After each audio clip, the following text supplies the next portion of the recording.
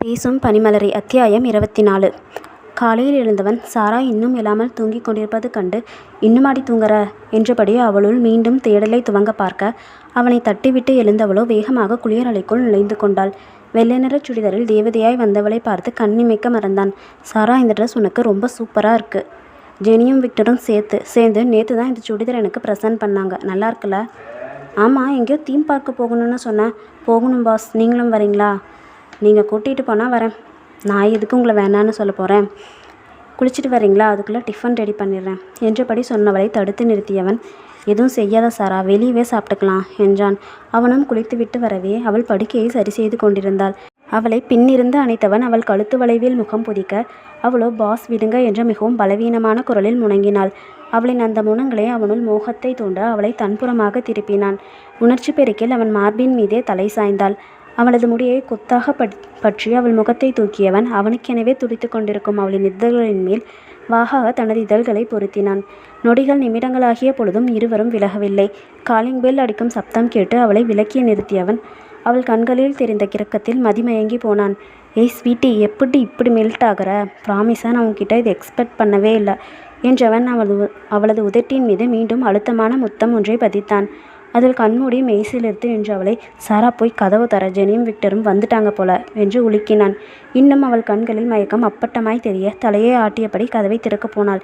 சாரா, இரு, இப்படியே போய் அவங்க முன்னாடி நிற்காத, நல்லா மூஞ்சியை கழுவிட்டு போ என்று அவளை மீண்டும் ரூமுக்குள்ளே அனுப்பிவிட்டு அவன் கதவை திறக்க சென்று விட்டான். உள்ளே சென்றவளோ கண்ணாடியில் தன் முகம் பார்க்க அது செவ்வானமாய் சிவந்திருந்தது. அதில் இன்னும் வெட்கம் அதிகரிக்கவே அதை மறக்க குளிர்ந்த நீரை எடுத்து முகத்தில் அடித்தாள். அதன் பின்னரே உணர்வுகள் மட்டுப்பட்டு முகசிவப்பு குறைந்தது. அவனை கேட்கும் அளவு தான் உருகி நின்றதை நினைத்து அவளுக்கு மிகவும் கூச்சமாக கூட இருந்தது. அவனை மீண்டும் எதிர்கொள்ளும் வழி தெரியாமல் கட்டிலில் படுத்து தலையணையில் அழுந்த முகம் புதைத்தாள். மீண்டும் அவளை தேடி வந்தவனோ அவள் இருக்கும் கோலம் கண்டு அவள் மீது வேகமாக படர்ந்தான். சட்டென அதிர்ந்து போய் எழுந்தவள், பாஸ், அவங்க இன்னும் வரலையா என்று கேட்டாள். வந்துட்டாங்களே, நீ இன்னும் எந்திரிக்கவே இல்லைன்னு சொல்லி ஆஃபார் டைம் கேட்டு வந்திருக்கேன். டிவி பார்த்துட்டு இருக்காங்க. எதுக்கு ஆஃபார் டைம்? கிளம்பலாமே என்றவளை, உன்னை அப்படி பார்த்துட்டு என்னால் ஈவினிங் வரைக்கும் பொறுக்க முடியாது கண்ணம்மா, இப்பயே நீ வேணும், ப்ளீஸ் டி என்றவாறு வேகமாக தனது தேடலை அவனுள் தேட ஆரம்பித்தான். அவனுக்கு இணையான அவளது தேடலிலும் இருந்த வேகம் அவனையுமே திக்குமுக்காடச் செய்தது. பெருமூச்சுக்களோடு பிரிந்தவர்கள் மீண்டும் குளித்துவிட்டு உடைமாற்றி வந்து சேர்ந்தனர். சாராவை பார்த்த ஜெனி, அக்கா எங்கே, நான் ப்ரெசன்ட் பண்ண சுடிதாரை போட்டுக்கலையா என்று கேட்டாள்.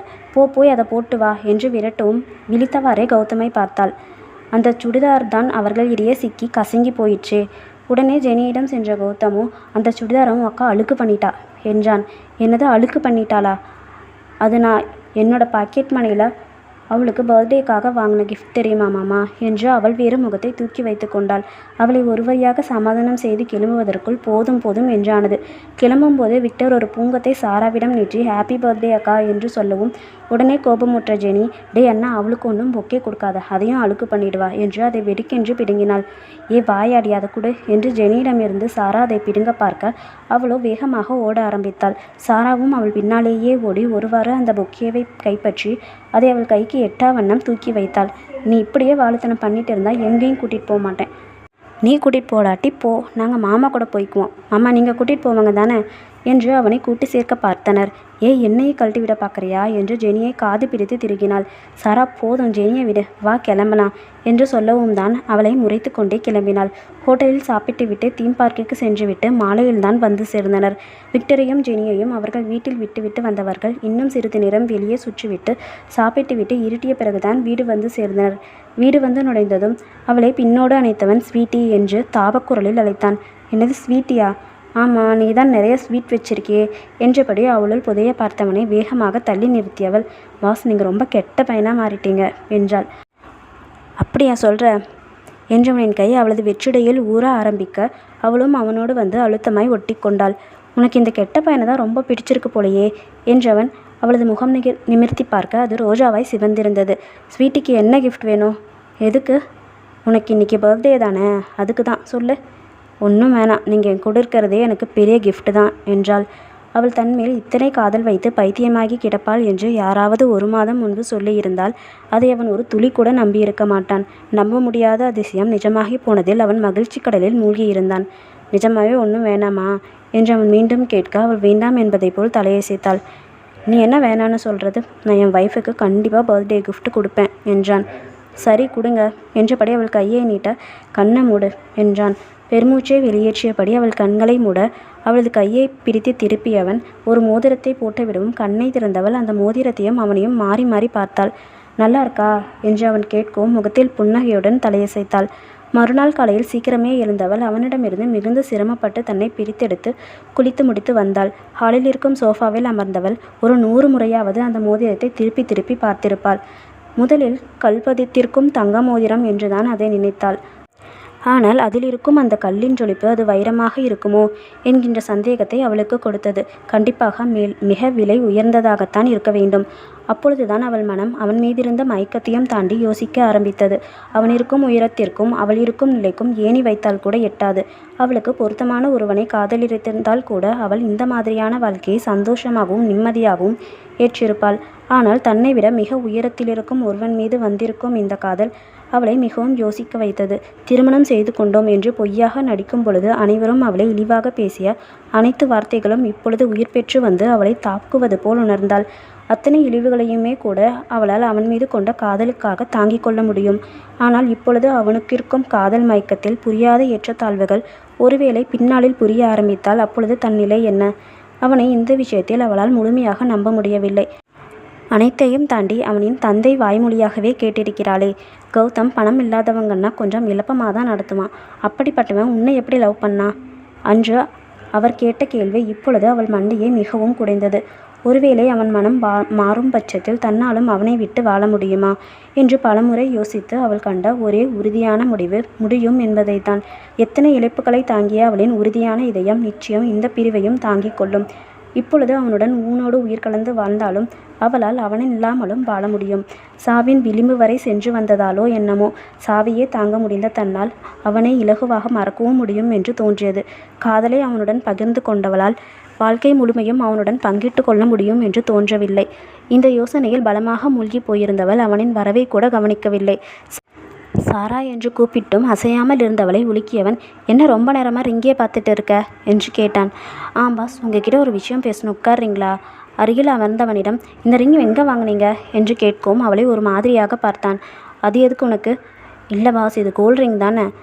ஆமாம், எதுக்கு கேட்குற? பாஸ், நான் கேட்கறது உங்களுக்கு புரியலன்னு நினைக்கிறேன். இதில் கோல்டு மட்டும் தானே இருக்குது, எதுக்கு சுற்றி வளைச்சு கேட்குற?